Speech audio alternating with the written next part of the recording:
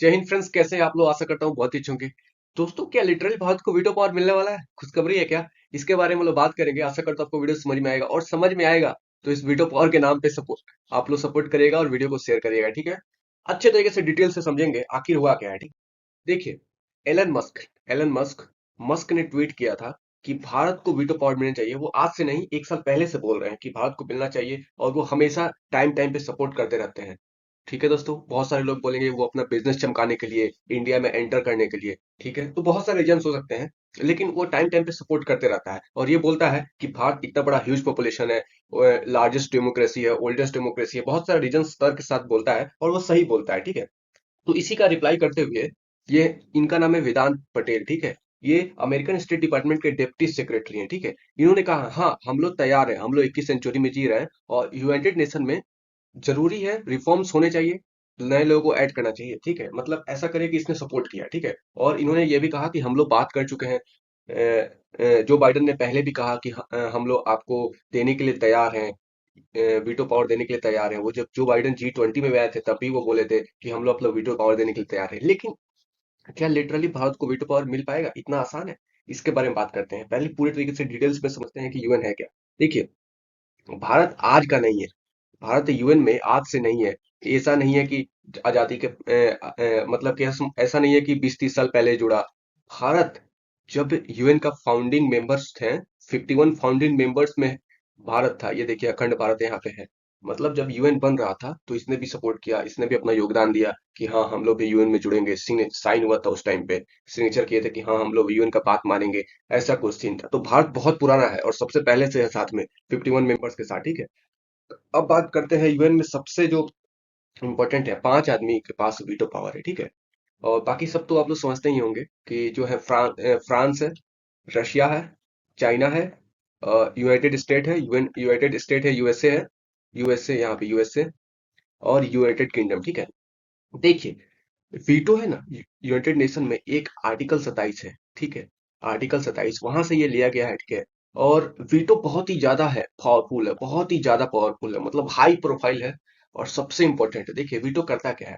आप कोई रिजोल्यूशंस लेके आए, ठीक है, लेकिन इन पांचों मेंबर्स ने किसी ने भी वीटो कर दिया, या फ्रांस, रसिया, चाइना, यूके और यूएसए में किसी ने भी वीटो कर दिया कि नहीं हम अलाउ नहीं करेंगे कि ये रेजोल्यूशन पास हो, तो वहीं पे रुक जाता है, वहीं पे वो बंद हो जाता है, रुक जाता है, अब वो आगे बढ़ ही नहीं सकता है। सोचिए कितना पावरफुल है। ऐसे ही चाइना ने बहुत सारे करके पाकिस्तान में टेररिस्ट को हम लोग ले जाते थे, हम लोग ले जाते थे, बोलते थे कि इसको यूनाइटेड नेशन में ग्लोबल टेररिस्ट घोषित करो, लेकिन चाइना वीटो कर देता था। ऐसा करके वो बहुत सारे वीटो किया हुआ है, ठीक है। और भारत के विरुद्ध में बहुत सारे वीटो किया है, ठीक है।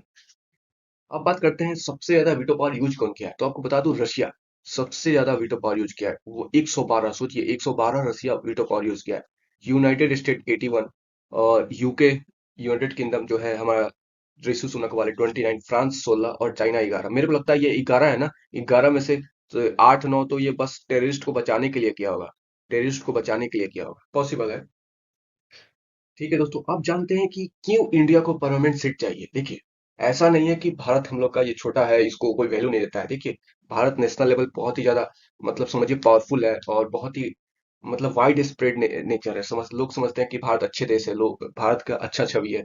पहले जो कि पहले रेसिज्म होता था, लेकिन फिलहाल अभी करंट सिनेरियो में भारत मतलब टॉप मोस्ट कंट्री में आ रहा है। मैंने बहुत सारे इंटरव्यू देखे हुए थे, जो फॉरेन में लोग जाके पूछते हैं कि फोटो दिखा के वो पूछते हैं ना, बहुत सारे जो वीडियोस यूट्यूबर्स होते हैं फोटो दिखाते हैं फॉरेन में, कौन है ये।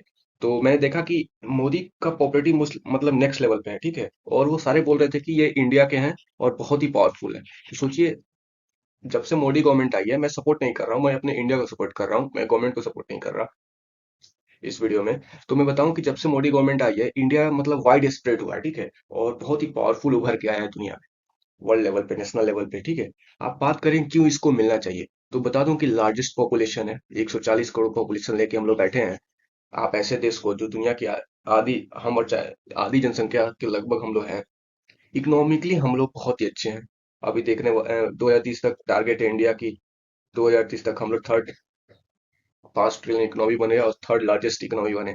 जियो पोलिटिकली बहुत ही इंपॉर्टेंट है। जियो पोलिटिकली समझिए कि मतलब अगर एशिया में माने ना, एशिया में, तो चाइना को काउंटर करने के लिए हम ही है, चाइना को काउंटर करने के लिए इंडिया ही है।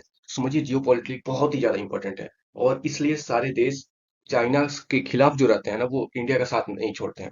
अब बात करते हैं, फोर्थ पॉइंट ये है कि participate in every event of UN activity. मतलब भारत है ना, एकदम प्रॉपर जेंटलमैन की तरफ काम करता है, आइडियोलॉजी के साथ, गुड आइडियोलॉजी के साथ काम करता है। और यूएन, यूनाइटेड नेशन में जितने भी एक्टिविटीज होती हैं, आपको बता दो यूएन पीस कीपिंग फोर्स में सबसे ज्यादा भारत के हैं, और भारत के सबसे ज्यादा वुमेन्स है। मतलब समझिए ना, यूएन के सारे पार्ट में काम करता है। यूएन जहां भी एड भेजता है वहां इंडिया सपोर्ट करता है। ऐसा कुछ सीन है। तो यूएन में भारत का बहुत ही एक्टिवली पार्टिसिपेंट्स है, ठीक है। अब बात करते हैं way to becoming super power. ये तो हो ही रहा है और बहुत जल्दी सुपर पावर बनेगा। और आपको बताऊं सुपर पावर कैसे बनेगा, मिलिट्री हमारी इतनी बढ़िया मिलिट्री है। और ऐसा बताऊं कि सुपर पावर हम लोग बनने वाले हैं, नो डाउट। अब सबसे इंपॉर्टेंट ये भी पॉइंट है कि raise support and raise voice of small nation. तो सोचिए, भारत ऐसा नहीं है कि बस वो अपना फायदा देखता है, अपने पड़ोसी का भी फायदा देखता है और छोटे छोटे देशों का भी सपोर्ट करता है। आपको बताऊं कि जब भी हमारी बजट निकलती है तो हम अपने पड़ोसी के लिए बहुत ही ज्यादा अच्छे तरीके से फंडिंग्स देते हैं। तो बिल्कुल ये सपोर्ट कर रहे हैं, सपोर्ट ही तो कर रहे हैं। और आपको बताऊं G20 जब हुआ था, G20 हुआ तो अफ्रीका यूनियन को, ठीक है, अफ्रीकन यूनियन को इसमें परमानेंट सीट दिलाया गया।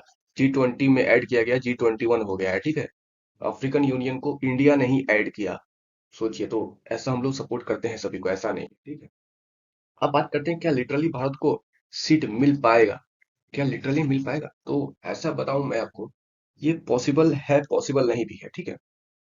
क्योंकि अगर पॉसिबल इसलिए नहीं है क्योंकि चाइना है, ठीक है, चाइना है। और पॉसिबल इसलिए भी है कि बाकी के जो चार हैं, जो फ्रांस है, रशिया है, यूके है, यूएस है, ये सपोर्ट करते हैं। और मैं समझू कि इसमें 50-50% चांस है, ठीक है। 50% यहाँ, 50% नो में है, ठीक है। और 50% यस में है, ठीक है। अब बताऊं क्या, एक ऑप्शन हो सकता है, अगर रशिया रशिया बोले, रशिया फोर्स करे चाइना को, या ऐसे हो सकता है आने वाले टाइम में अगर यह युद्ध नहीं रुका तो रशिया को यूएन से निकाला जाएगा, ठीक है।